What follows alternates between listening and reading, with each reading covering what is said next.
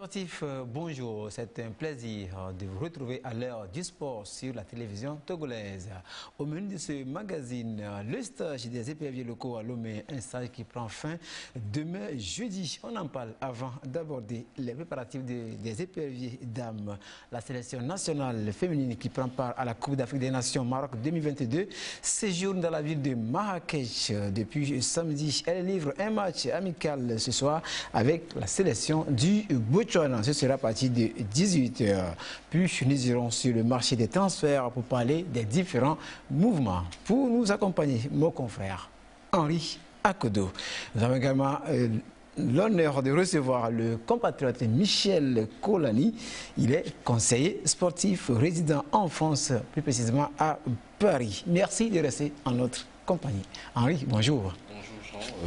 Bonjour à nos chers amis téléspectateurs. Toujours un plaisir pour moi de faire partie de cette belle équipe. C'est un plaisir de te recevoir ici chaque mercredi et aussi au-delà. Voilà, donc on reçoit notre compatriote qui n'a plus de temps passé longtemps au Togo qu'en France. Il est à Paris, M. Michel Kolani. Bonjour. Bonjour téléspectateurs. Et le séjour à Lomé? Oh, ça se passe bien, c'est presque à la fin. Ah bon? Il faut que je remonte. Ouais. Il faut que je remonte. Du coup, voilà, comme il y a les marchés de transfert là, voilà. Certains joueurs ont besoin de conseils. Voilà. Il faut les conseiller. Voilà. Vous conseillez beaucoup aussi les Togolais, n'est-ce pas? J'en ai conseillé beaucoup. Très bien. Il va en avoir encore. Oui. Oui, la 25e édition du tournoi des retrouvailles trophée James Kounake a été lancée le week-end à Devego. En match d'ouverture, Dougoud FC a battu son adversaire ASE sur le score de 2-0. Avec Champion Touba, relevons les temps forts de cette rencontre.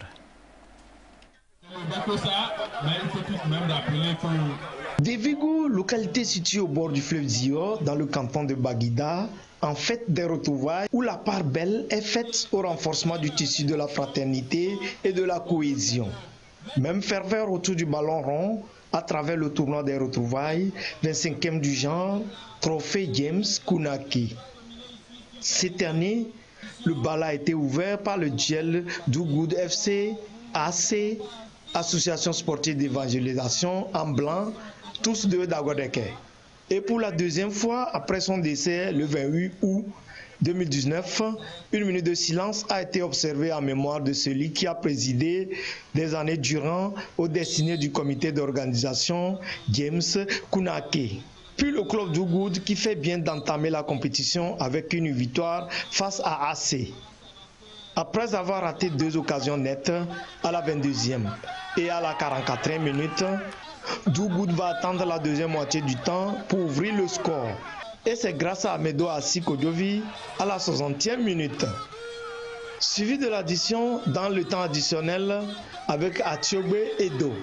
2-0, Dougoud FC fait une entrée remarquée.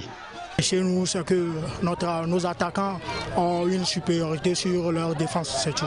C'est l'expérience qui fait tout. C'est notre expérience qu'on avait montrée à la fin du match, c'est ça. Et notre objectif, c'est d'aller en finale et gagner cette compétition pour notre président. Ce n'est pas totalement la déception parce que c'est notre première expérience de ce genre de compétition-ci. Mais on est un peu déçu, mais c'est le football. Il faut qu'il y ait un gagnant et un perdant. On va reculer pour mieux sauter. Et je pense que notre deuxième match, on va redoubler d'efforts parce qu'il nous manque un peu de collectivité. On va se ressaisir à l'entraînement pour pouvoir remonter le niveau et gagner notre deuxième match pour sortir au quart de finale. Le maire de la commune Golf 6, Jean-Baptiste Dagbovi, parrain de la compétition, a déjà son objectif à lui. J'ai un objectif particulier. Autour de la pelouse, j'ai une équipe technique qui essaie de dénicher les talents qui vont nous permettre de constituer une équipe communale de football. 25 ans après, le bilan est positif en tout cas.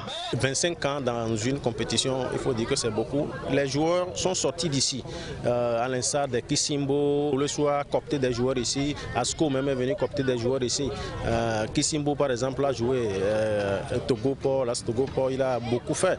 Donc ces joueurs-là, ils sont très nombreux, donc on ne peut pas citer tous les noms. C'est sur ce terrain qu'ils sont sortis. Nous pouvons dire que c'est une réussite pour le football à la base. Une innovation pour le compte de cette édition, c'est qu'à la fin de chaque match, nous allons décerner un prix spécial aux meilleurs joueurs. Et comme annoncé par le président du comité d'organisation, l'homme du match, Amedo Asikoyovi du club d'Ougoud, a reçu son prix spécial. En deuxième journée hier dimanche, sur les mêmes installations, Asija Davepozo a battu Panther d'Agbata 1-0, tandis que Roi du foot de Devego n'a pas fait de cadeau à Monistar de Boubouole Kopé, battu 2-0.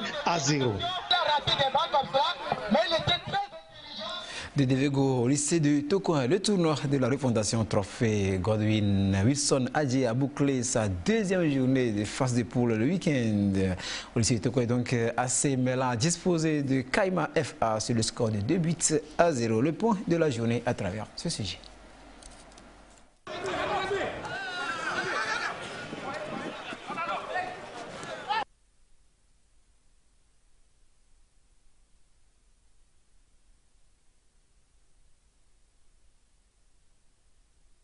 Oui, quelques soucis pour ce sujet. On va y revenir. Le temps pour nous de parler des éperviers locaux en regroupement à Lomé depuis le 20 juin dernier. Les éperviers locaux poursuivent donc leurs activités sous la houlette du coach Jonas Kokou. Comme là, ils ont cet après-midi une rencontre amicale face à l'AS OTR. Lundi déjà, un match d'application les avait opposés à une sélection des forces armées togolaises. Score 3-0. Oui, Henri. Les préparatifs continuent pour cette sélection nationale qui se prépare véritablement pour aborder dans les prochaines semaines la campagne des qualifications pour le championnat d'Afrique des Nations édition 2023 qui va se disputer en Algérie. Le Togo va affronter dans une double confrontation le Niger pour aller décrocher son second ticket qualificatif pour cette compétition. On sait que le Togo était présent à cette compétition au Cameroun pour la première fois en 2020. Et bien évidemment, cette sélection dirigée par Jonas Kokou-Gomlan continue par affûter ses armes pour véritablement rééditer cette performance et pouvoir se qualifier pour une seconde fois à cette compétition, à la 7e édition bien évidemment. Et donc ça passe par véritablement la revue des troupes, la revue d'effectifs, les automatismes, les repères, les bonnes associations qui sont développées aux séances d'entraînement et surtout au cours de ces différentes rencontres que le Togo cette sélection dispute, notamment cette rencontre d'application face à cette formation des forces armées, même si ce n'est pas le sparring partenaire idoine. Quand on se prépare pour jouer face au Niger, on peut quand même se servir de cette rencontre-là pour pouvoir véritablement déceler les forces et les faiblesses de cette équipe et véritablement implémenter un dispositif clair qui puisse permettre à cette sélection-là d'être bien aguerrie afin d'affronter bien ces qualifications qui vont venir très bientôt. Voilà, il faut quand même souligner que c'est une sélection qui est issue de la dernière compétition du championnat militaire de football. Exactement, bien évidemment, ce n'est pas à négliger. Oui, l'un s'en faut. Je ne suis pas en train de minorer les qualités de nos forces armées qui ont eu à déjà fournir de très bons joueurs pour la sélection nationale. Batumbi, Liabé, pour ne citer que lui, par exemple. Mais on a besoin des matchs amicaux un peu plus huppés face à d'autres sélections.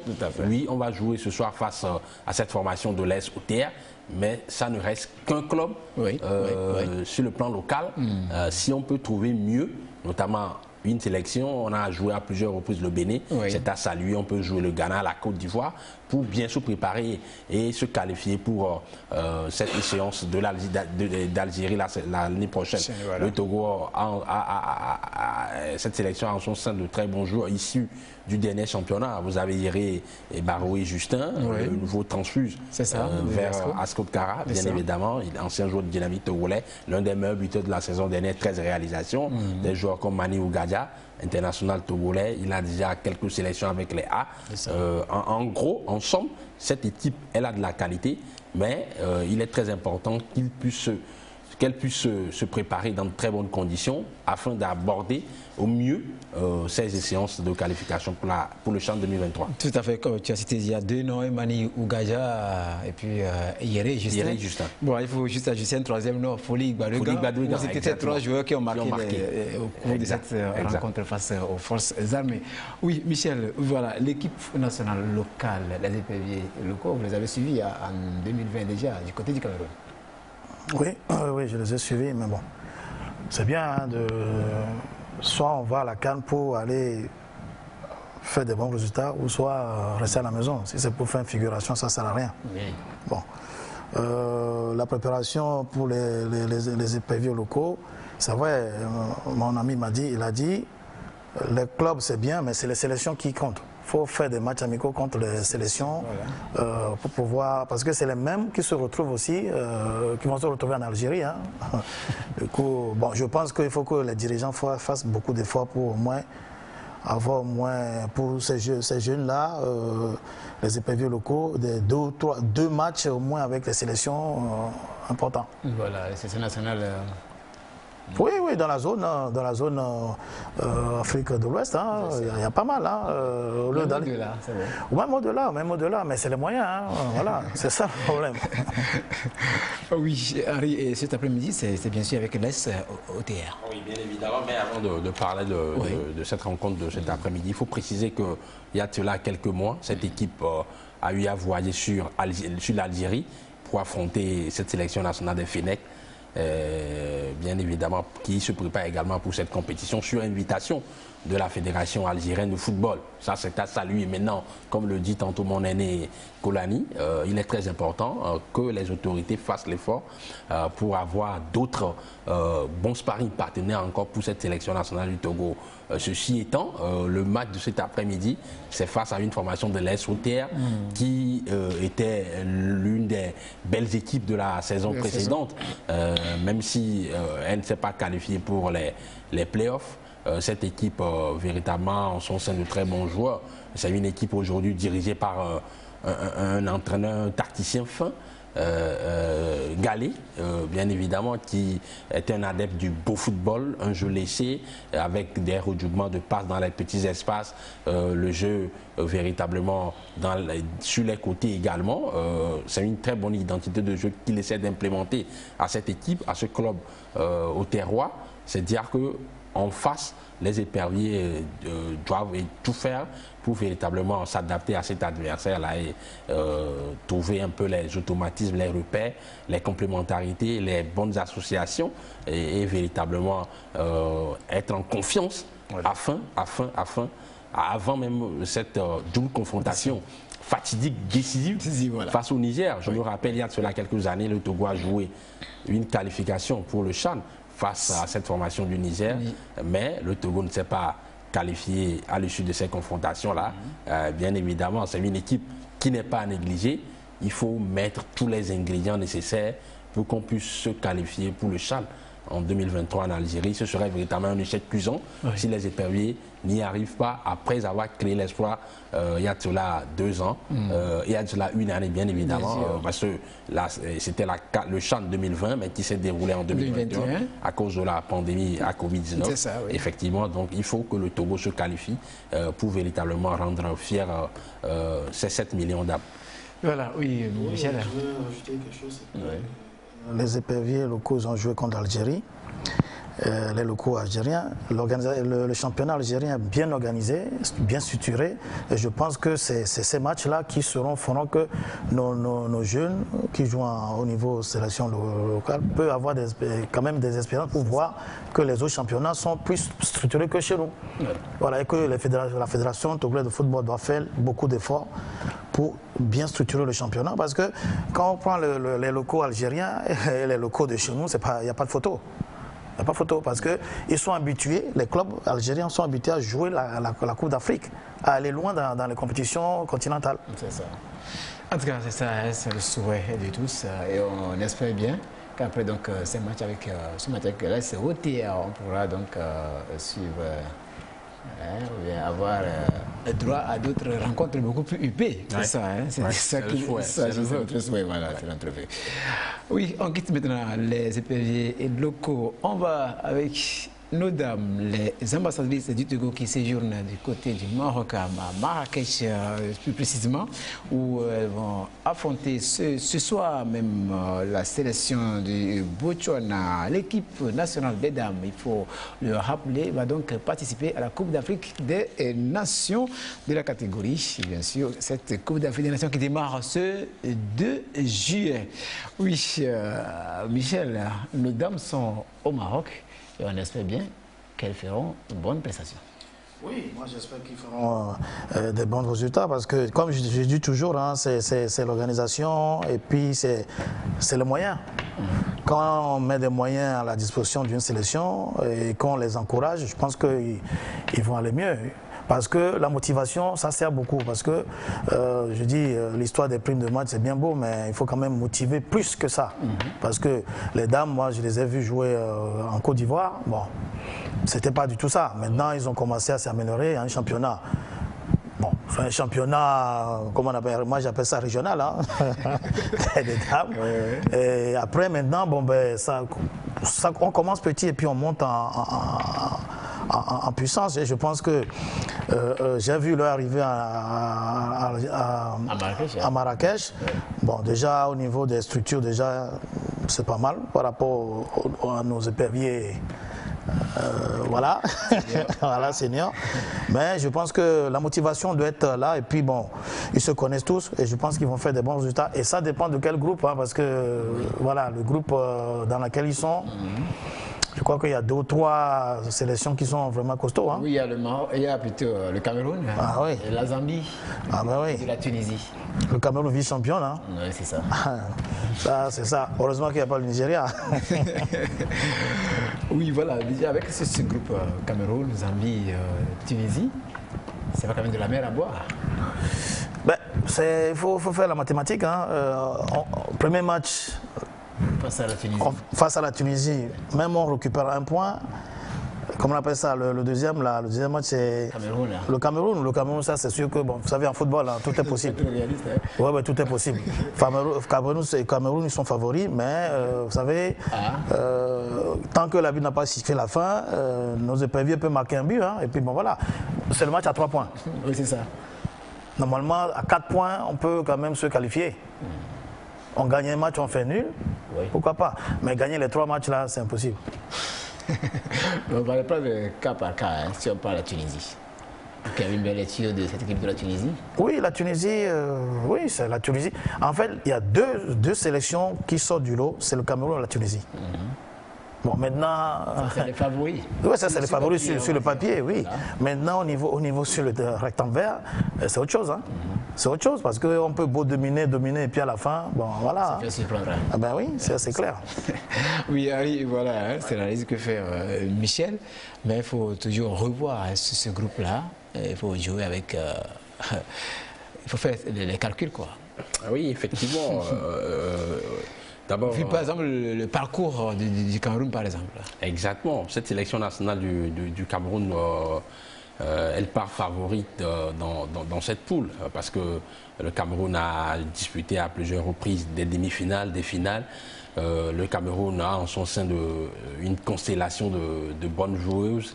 Et vous avez Ajaran Trout, par exemple, qui évolue au niveau de l'Atlético Madrid. C'est le haut niveau, c'est le high level. Vous avez des joueuses comme Kameni ou encore Estelle Johnson. C'est une formation bien structurée qui a disputé récemment, il y a de cela quelques jours, un match amical face à la sélection nationale française qui se prépare également pour l'Euro prochain.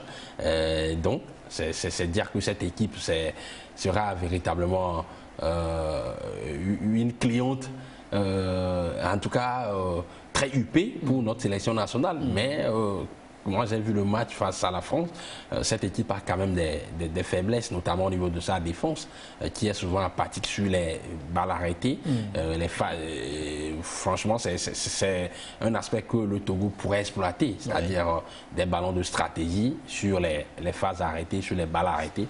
On pourra quand même mettre en difficulté cette défense camerounaise, même si le niveau l'écart il est abyssal. Il faut être réaliste, il faut être pragmatique. L'écart il est abyssal entre la sélection du Togo et celle du Cameroun, a priori. Mais le football, c'est sur la pelouse, les éperviers d'âme peuvent sortir le grand jeu, jouer avec leur qualité, un collectif bien huilé, l'aspect athlétique et physique également seront très prépondérants et surtout véritablement la vivacité et la précision devant les buts.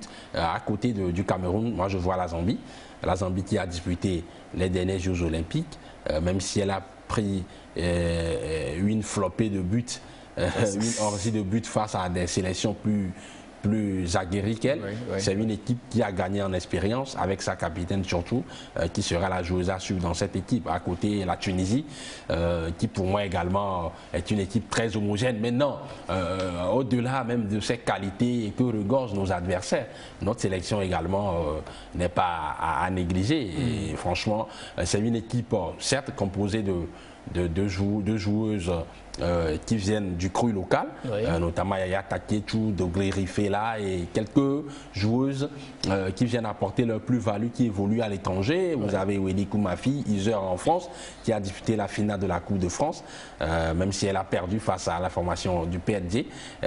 C'est une joueuse qui est capable dans les petits espaces de faire la différence, qualité de vitesse, dribble, percussion. À côté d'elle, Nathalie Badaté, la capitaine, qui organise bien le jeu, qui a des qualités de passe assez intéressantes. Vous avez Yaya Taketou, Odette Nintéman, celle-là même qui a marqué des buts face au Gabon et au Sao Tomé Principe pendant les éliminatoires. En clair, Kai Tometi dispose d'un matériel assez intéressant, même si sur le papier, ce matériel-là ne fait pas le poids face à ces offres du continent. Je pense qu'avec la mobilisation générale qui est enclenchée par les premières autorités de ce pays, notamment Madame le ministre des Sports, qui est en train de décliner un programme du chef de l'État, un renouveau de notre sport en général, du football en particulier, et surtout avec l'accompagnement de tous les acteurs sportifs, la mobilisation également lancée par la Fédération togolaise de football. Notre sélection qui réside actuellement au Maroc, qui va même disputer, vous le disiez tantôt, ce soir un match amical face au Mozambique, peut créer la sensation. C'est la première fois qu'on se retrouve à cette compétition, 13e édition, 13e participation. Le Nigeria, c'est l'équipe la plus titrée, 11 titres, bien évidemment. Le Togo ne se retrouve pas dans la poule du Nigeria, je rejoins mon aîné Kolani. Il faut en profiter, il faut se lâcher, il faut jouer sur nos valeurs intrinsèques et espérer créer la sensation là-bas au Rhum chérifien. C'est là, il faut donc y croire et laisser plutôt le complexe d'infériorité, Michel. Oui, comme il a dit, il y a des joueuses qui jouent en Europe, qui sont dans les sélections. On a une nouvelle qui est arrivée, Joyce Gas, et l'Italien. Je pense que le football féminin doit être vraiment, comment on appelle ça, on doit tout faire pour que le football féminin soit aussi un peu à la hauteur du football masculin, en mettant les moyens, et encourager aussi. Moi, ce que je dis, c'est qu'il faut que la fédération encourage nos jeunes filles qui veulent pratiquer le football, en mettant des structures en place et puis en les aidant à partir. C'est ça aussi le truc. C'est ça surtout. Pourquoi ne pas créer une bourse de sport ou de football à des jeunes pour aller se former? Moi, j'ai vu le Mali au niveau des jeunes, en une année, quand le Mali a organisé la CAN 2002, les jeunes qui ont joué la CAN au niveau senior, ils étaient 2 ans au Brésil, avec le défunt Mamadou Keïta, le sélectionneur. Du coup, je pense que le Togo aussi peut faire ça, en aidant les jeunes filles joueuses à intégrer des centres là-bas. Et en France, surtout, pas mal. Aujourd'hui, maintenant, c'est l'euphorie, avec Paris Saint-Germain, les féminines de Paris Saint-Germain, de Lyon, tout ça. Il y a beaucoup de... Moi, je vois, à côté de chez moi, il y a le PRFC. Je vois les jeunes filles qui sont à fond dedans. Pourquoi pas la fédération ne doit pas faire l'effort aussi pour voir? Très bien. Voilà. En tout cas, on espère bien. Et donc, bon match pour ce soir. Et puis, la compétition qui démarre le 2. Oui, il faut quand même rappeler, la télévision togolaise sera au cœur de l'événement. Donc, on va suivre ces rencontres-là. Voilà.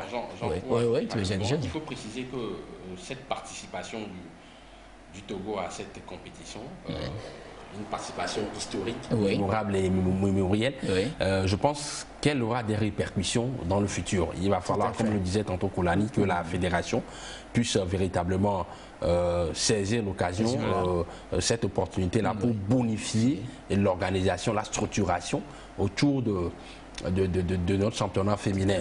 Aujourd'hui, c'est un championnat, entre guillemets, qui est très faible en termes d'organisation, en termes de structure, en termes de dispositifs.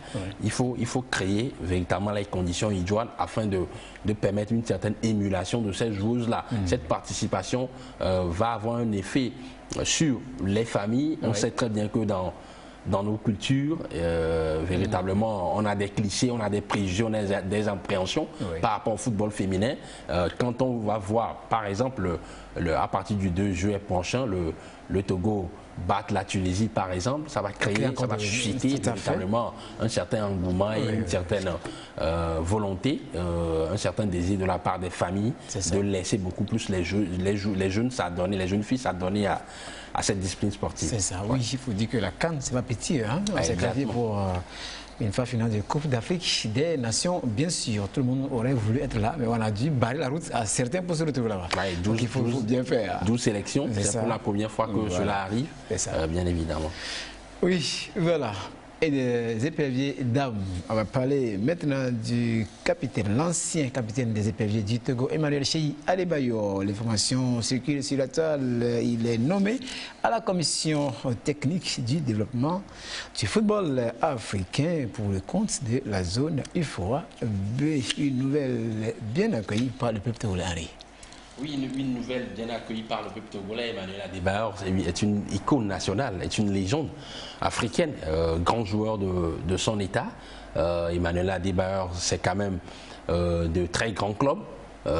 Arsenal, le Real Madrid, en passant par Tottenham, Manchester City, Monaco, Metz. Ils sont combien, ces jeunes, ces Africains-là qui sont passés par le Real Madrid?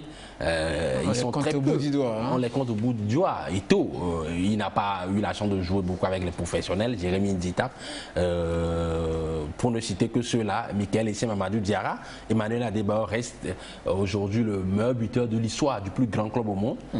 Et le meilleur buteur africain, il faut le préciser, de l'histoire du plus grand club au monde, le Real Madrid.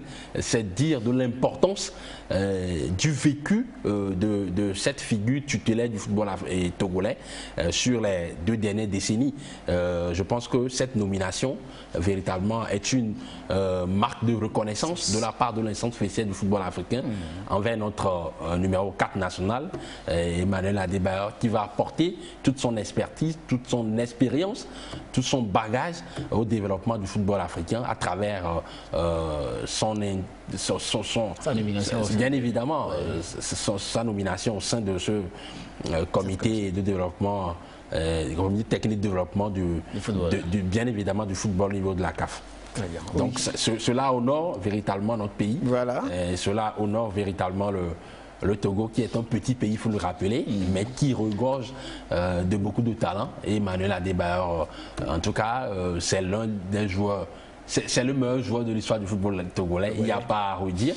4 phases finales de Coupe d'Afrique des Nations, une Coupe du Monde, 35 buts en sélection. Certes, il n'est pas le meilleur buteur en sélection. Kader est devant lui avec 54 réalisations. Mais ce qu'il a réalisé pour le Togo, je pense qu'à lui seul, il constitue véritablement une image, une figure diplomatique pour le Togo, parce que le visage d'Adebayor, c'est pas mon aîné Kolani qui va me démentir, illustre parfaitement cette nation togolaise là qui est fière de son génie. Très bien. Oui, Michel. Oui, moi, c'est vrai, félicitations à Manu, mais ça vient un peu trop tard. Parce que moi, j'aimerais bien, voyez, on a un jeune comme ça, c'est une icône. Quand on parle d'Adebayor, c'est Togo. et que chez lui, ici, on ne lui donne pas de responsabilité. C'est ça qui est un peu, pour moi, qui me gêne. Vous avez cité les clubs qu'il a fait, mais il a pris sa retraite, au moins, on peut lui nommer dans un comité au niveau de la fédération pour pouvoir même encadrer les jeunes. Maintenant, c'est la CAF qui le nomme et le Togo est fier. C'est bien, mais il fallait commencer par la maison. Mais oui, et quand il sort pour dire certaines choses, il faut l'accepter parce qu'il n'a jamais refusé de donner un coup de main pour son pays. Moi, c'est ce que je ne comprends pas par rapport à certains dirigeants. On interdit le stade. Non, il faut arrêter ça. Aujourd'hui, Adebayor, c'est un icône. Ouais. C'est un icône. C'est comme Didier Drogba. En Côte d'Ivoire, quand on dit Didier Drogba, c'est Côte d'Ivoire. On dit Adebayor Cheyi, c'est Togo. Mais il faut quand même que les dirigeants essaient de revoir leur copie. Aujourd'hui, il est à la CAF, c'est bien, mais ça n'interdit pas qu'il peut quand même aussi essayer de donner son avis au niveau du football togolais. C'est ça qu'il faut ouvrir les portes, parce que c'est un jeune qui peut ouvrir les portes dans le monde entier. Regardez, je vais vous donner un exemple. L'histoire de sponsorisation, Puma, tout ça, les migmas qui sont passés ici, mais en mettant Cheyi devant, Cheyi décroche son téléphone, il appelle un équipementier, tout de suite il vient. Mais malheureusement, on ne le fait pas ici. Mais quand Cheyi va faire ou un Togolais va faire dans un autre pays, on dit mais il ne fait pas chez lui. Mais laissez-le, encouragez-le, il va le faire chez lui. Moi, c'est ce que je demande. En tout cas, moi, je le félicite beaucoup. Maintenant, il est entouré de ce comité-là. J'espère que tout son savoir, tout ça, ses compétences qui va, parce que c'est un carnet d'adresse là-bas. La CAF, c'est pas n'importe qui, hein.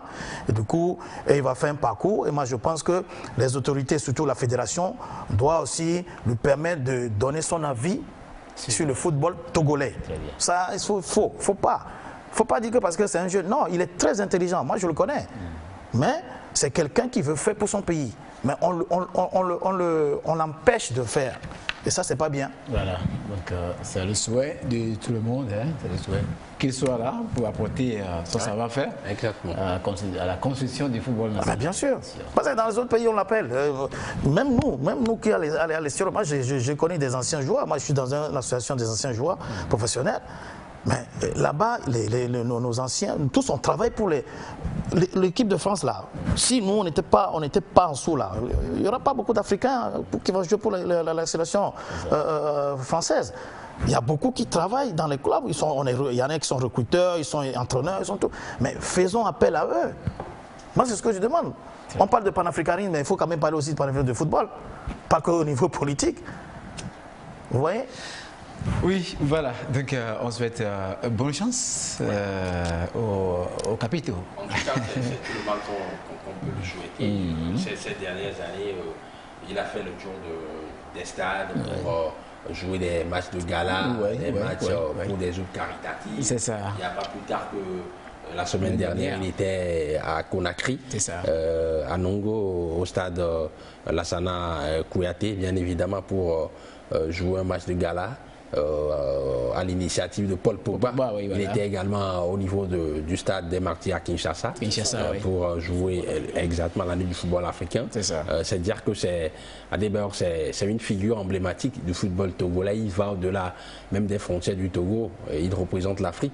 Et cette reconnaissance-là, cette nomination marque une certaine reconnaissance de la part de la CAF. Je pense que les autorités togolaises ne vont pas véritablement résigner également à l'associer véritablement au futur projet du développement de notre sport national, parce que au niveau de Madame le ministre, il y a une volonté politique affichée de pouvoir véritablement faire.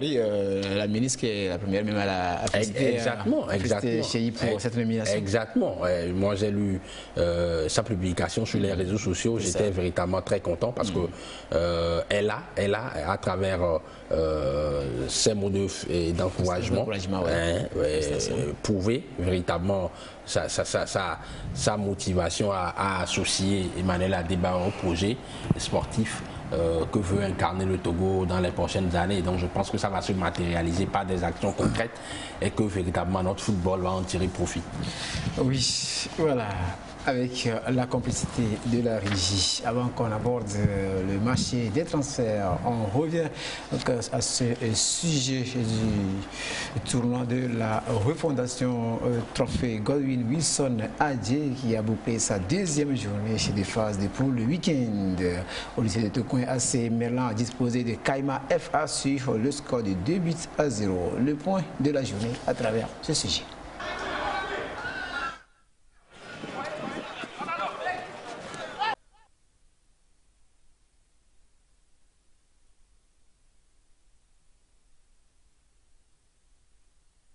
Décidément. Ok, on va aller maintenant sur le marché des transferts. On parle d'abord de chez nous. Oui, Henri, l'information est là. Malcolm Barcola qui est en train, peut-être c'est tout, se confirme, de quitter Lyon. Oui, exactement. Malcolm Barcola, notre gardien, titulaire au niveau de la sélection nationale A. Formé à l'Olympique lyonnais et qui, depuis des années, n'arrive pas à franchir un palier. Il est toujours gardien le gardien de la réserve, troisième gardien au niveau de la formation des Rodaniennes, au niveau de la formation rodanienne. Et donc, aller monnaie son talent ailleurs pour véritablement acquérir de l'expérience n'est pas une mauvaise chose en soi. Maintenant, la destination, en tout cas la destination qu'il va rejoindre, bien évidemment, selon les indiscrétions, c'est la Bosnie-Herzégovine. Ce n'est pas une destination, entre guillemets, très connue sur la carte du football. Et donc, cela illustre parfaitement les difficultés qu'ont nos joueurs de pouvoir véritablement évoluer dans de très bons clubs en Europe, à l'image des Sénégalais et des Maliens. Il va falloir revoir véritablement ces aspects-là. Voilà. La problématique de la formation revient toujours. J'ai en face de moi quelqu'un qui s'y connaît mieux. Et effectivement, il faut véritablement que nos joueurs puissent progresser de façon linéaire et non aller jouer dans des clubs en guillemets exotiques. Oui, Michel, tu disais que c'est pas aussi évident. La France est pour la Bosnie. Non, moi je sais pas. Vous savez, il y a des choses qui se passent et que ça dépend de son conseiller. Voilà. Tout vient de là. Oui, si vous avez un conseil à donner sur ce sujet. Ben, moi, si j'ai un conseil à donner, c'est pas à Bosnie-Herzégovine qu'il faut aller. Il y a des clubs en France. Il est troisième gardien au niveau de Lyon et peut demander d'être prêté dans les champions de Ligue 2. Il y a des clubs qui demandent. Parce que s'il est troisième gardien, c'est qu'il est bon. Mais les deux premiers, ils ne peuvent pas. Parce que, bon, il y a une histoire de concurrence. Mais ils pouvaient quand même se demander d'être prêté, soit un prêt sans option ou prêt avec option. Si ça se passe bien dans le club où il est prêté, bon, ben, le club rachète son contrat. Mais c'est là où je dis, ça dépend de son conseiller. Aujourd'hui, il y a beaucoup qui se prennent comme, soi-disant, agents, mais ils ne font pas tellement du bon boulot. Moi, si je suis son conseiller, comme on dit, je ne vais pas le conseiller d'aller s'enterrer. Là, il va pouvoir aller s'enterrer là-bas. Alors que, sans restant, que ce soit en France, ou même en Suisse ou en Belgique, c'est les championnats qui sont suivis. Ouais, qui sont suivis. À un moment donné, il va tellement évoluer que, bon, à un moment donné, il y a un grand club qui va le demander. On a vu des gardiens. Il y a un gardien, un jeune frère là, qui était à Rennes à l'époque. À l'époque où j'avais mon neveu qui jouait, Raza Boukari jouait là-bas, j'allais avec l'Algérien. C'est Antonetti qui avait, Frédéric Antonetti qui avait, à un moment donné, il avait saisi sa chance. Et il est parti. Il est devenu, je crois que c'est lui qui est à Ajax, là, je crois. Ok. Voilà. Et moi, je pense que si lui, en tant que gardien d'une sélection, il veut progresser, il veut trouver un club, c'est pas en Bosnie. Bosnie, c'est quoi? C'est dans la zone là-bas. Moi, je vois pas de championnat bosniaque. Hein. C'est bien d'aller voir un club, mais vaut mieux qu'il trouve un club en France ou en Belgique ou en Suisse ou même en Allemagne. Ah oui, en tout cas, on suppose qu'il a ses raisons pour quitter la France. Hein? Il a ses raisons, peut-être que ce sont des raisons économiques. parce que moi, c'est un gardien de grand talent, 22 ans. C'est quand même, il est encore dans la fleur de l'âge. Il pouvait encore, comme l'a dit Michel, trouver un club en Ligue 2, soit en Belgique, mais en Bosnie-Herzégovine, c'est quand même très compliqué pour lui. Vous avez parlé de trucs économiques. Moi, je ne conseille pas. Vous savez, aujourd'hui, le football, c'est un métier. Et aujourd'hui, pour évoluer ou un club qui s'intéresse à vous, c'est le temps de jeu. Première chose que les clubs pensent aujourd'hui, c'est le temps de jeu. Ouais. Si un joueur qui chauffe le banc pendant des années, il y a un club qui va le prendre. Parce qu'à un moment donné, quand le joueur a beaucoup de temps de jeu, sa rémunération augmente aussi. Vous voyez? Mais aujourd'hui, ce n'est pas parce qu'on va lui payer, je sais pas moi, 15 000 € que non, c'est l'aspect sportif. Vous avez dit qu'il a 22 ans. Yeah. Il a 22 ans. Vous voyez? 22 ans, il a encore le temps de progresser. Si vous me dites qu'il a 38 ans, je dis bon, là, c'est pas pour sa retraite. Ouais. Très bien. En tout cas, on espère qu'il y a encore de beaux jours devant le goal des éperviers du Togo, Malcolm Barcola. Oui, et puis c'est fait, le Sénégalais Sadio Mané quitte Liverpool pour le FC Munich. Henri, c'est confirmé, hein? Oui, c'est confirmé. Exactement. L'enfant de Bombali, véritablement, va arborer désormais la tunique bavaroise, un club mythique. Pour ceux qui pensent que c'est quand même un choix mauvais pour Sadio Mané. En tout cas, je veux leur rappeler que le Bayern Munich, c'est pas quand même un petit club. 6 trophées en Ligue des Champions, c'est quoi? C'est le club qui arrive 3e sur le papier après le Real Madrid 14, Milan c'est 8, voilà, bien évidemment. Le Bayern Munich et Liverpool, ils ont 6 trophées en Ligue des Champions. Le Bayern Munich, en tout cas, rafle tout sur son passage en Bundesliga, 10 titres de façon consécutive. Et cette équipe a encore l'ambition d'aller plus loin en Ligue des Champions la saison prochaine. Et qui mieux que Sadio Mané pour apporter son expertise à cette équipe-là. 30 ans, Sadio Mané, 130 buts et 120 buts avec cette formation de Liverpool sur les 6 dernières saisons. Je pense qu'il était temps pour lui, après avoir remporté plusieurs titres avec le Liverpool, notamment la Ligue des Champions en 2019, la Première Ligue et la FA Cup. Il a tout raflé là-bas. La Carabao Cup, il était temps d'aller se frotter à un autre championnat à 30 ans. Et surtout, on parlait tantôt de l'aspect économique. Et je trouve qu'il est valorisé par cette formation du Bayern Munich parce que la presse allemande a révélé récemment les détails de son transfert, de son contrat. Il a été transféré à 42 millions d'euros, mais il va toucher un salaire net de 25 millions d'euros par an, bien évidemment, ce qui fait de lui le joueur le mieux payé en Bundesliga, alors qu'à Liverpool, il gagnait 2 fois moins que ce qu'il va gagner désormais. Donc, Sadio Mané, je pense qu'il a encore de très beaux jours devant lui. Ces 3 années qu'il va passer en Bundesliga, au mieux, s'il prolongera dans les 3 prochaines années, il va apporter énormément à cette équipe du Bayern Munich, parce que c'est un garçon, c'est beaucoup de qualité, percussion, dribble, plus besoin de revenus sur tout ça. Et effectivement, je pense qu'il va encore écrire l'une des plus belles pages de l'histoire de cette formation bavaroise. Voilà, oui, Michel, votre réaction par rapport à ce cancer de Sadio Mané? Oui, Sadio Mané. Bon, s'il a choisi le Bayern, c'est que moi, si je suis son conseiller, c'est pas le Bayern. Ah oui, tu vois. Bon, mais s'il a choisi le Bayern, c'est aussi sous le conseil de Klopp. Le coach de... Oui. À mon avis, c'est sur le conseil de Klopp. Et comme Klopp lui a donné son aval d'aller, mais Sadio Mané, moi je dis Sadio Mané ne vaut pas 40 millions. Sadio Mané... Non, à 30 ans, Sadio Mané a fait ses preuves. Il ne vaut pas 40... Moi, je trouve qu'on sous-estime beaucoup nos joueurs africains. C'est ça. Parce que Sadio Mané ne vaut pas 40 millions. Sincèrement, Sadio Mané peut aller jusqu'à 80, 100 millions. Parce qu'avec tout ce qu'il a fait. Il lui restait l'un de mes estimés, bien évidemment, les qualités de Sadio Mané. Je pense qu'il lui restait une année de contrat. Une année de contrat, bien évidemment, à 40 millions d'euros, à mon avis. Bon, Ce n'est pas, non, ce n'est pas mauvais. Liverpool pouvait prolonger son contrat. Exactement, sauf que Sadio Mané n'a pas voulu prolonger. Voilà, c'est surtout ça. Sinon, sincèrement, je pense que il faut quand même que les conseillers de certains de nos joueurs doivent être fermes. Parce que, alors, le Bayern le prend 40 millions, ok, il va toucher son salaire. Maintenant, le droit d'image, c'est ça qui est important. Le droit d'image. Bayern va vendre les maillots au nom de Sané. Sané va toucher combien? C'est ça aussi qu'il faut voir.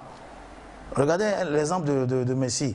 Les Qataris, eux, se sont frottés les mains parce que, en récupérant Messi gratuit, ils ont fait des chiffres d'affaires de 7 millions d'euros. 700 millions d'euros. Vous voyez?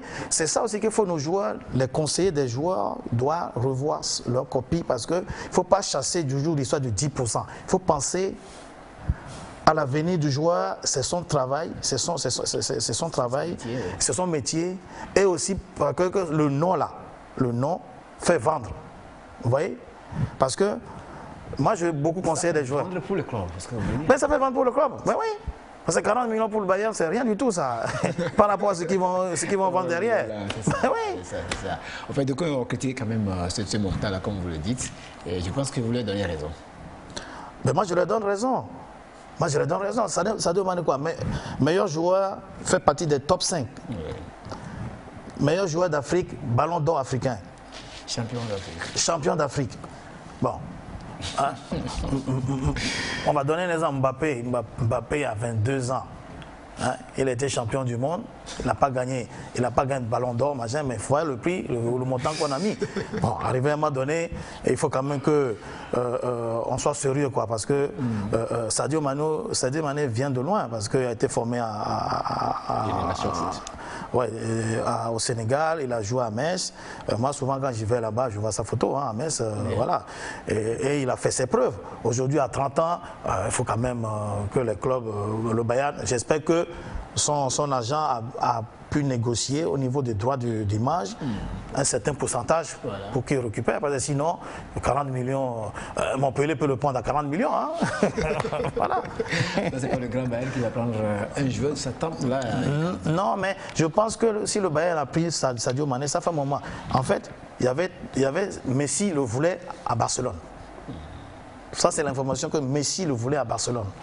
Quand il était à Barcelone, il voulait jouer avec Messi, même avec Sadio. Mais malheureusement, les dirigeants de Barça n'ont pas suivi. Même à Paris, il a joué un rôle parce que Paris était sur Mané. Et finalement, bon, il a choisi le Bayern. Bon, et c'est confirmé, c'est sûr. Maintenant, si ce n'est pas confirmé, je dirais peut-être qu'à tout moment, ça peut bouger. Voilà. Voilà, oui, c'est ce qu'on peut dire sur Sadio Mané. Et puis, lui, partira pas. Romelu Lukaku de Chelsea, retour dans son ancienne maison de l'Inter. Oui, mais vous savez, Lukaku pouvait rester à l'Inter. Il pouvait rester, mais malheureusement, bon, c'est le challenge qui a été fait à Lukaku de venir à Chelsea. Et malheureusement, ça ne passe pas bien avec comment on appelle ça, son entraîneur. Du coup, il décide de retourner à l'Inter. Bon. Maintenant, c'est pas encore sûr, hein, c'est pas encore sûr, parce que ça peut bouger, parce que la fin du transfert, c'est le 31 août. Ça peut bouger. Là, on a encore 2 mois. On est juste au début. Voilà. Voilà. Encore quelques secondes. Henri, tu as réagi par rapport à Pogba? Restera exactement. Pogba, il va sans doute revêtir à nouveau le maillot de cette formation transalpine, la Juventus de Turin. Pogba, qui est arrivé au terme de son contrat avec Manchester United, est libre de signer avec le club de son choix et visiblement, il a choisi la Juventus de Turin. Voilà, c'est ce qu'on peut dire cet après-midi. Merci à Michel Colani d'être passé dans ce magazine. Merci à Henri Akoto. Merci Jean. En tout cas, ravi d'avoir retrouvé mon aîné Michel. Ça fait cela quelques années. On avait partagé quelques plateaux ensemble et en tout cas, je suis heureux de l'avoir retrouvé enfin. C'est ça. Merci beaucoup. Merci à vous qui êtes également restés à notre compagnie. Passez un très bel après-midi en compagnie du programme de la TVT. Puis, n'oubliez pas, gardez le sourire. Il est thérapeutique. Au revoir.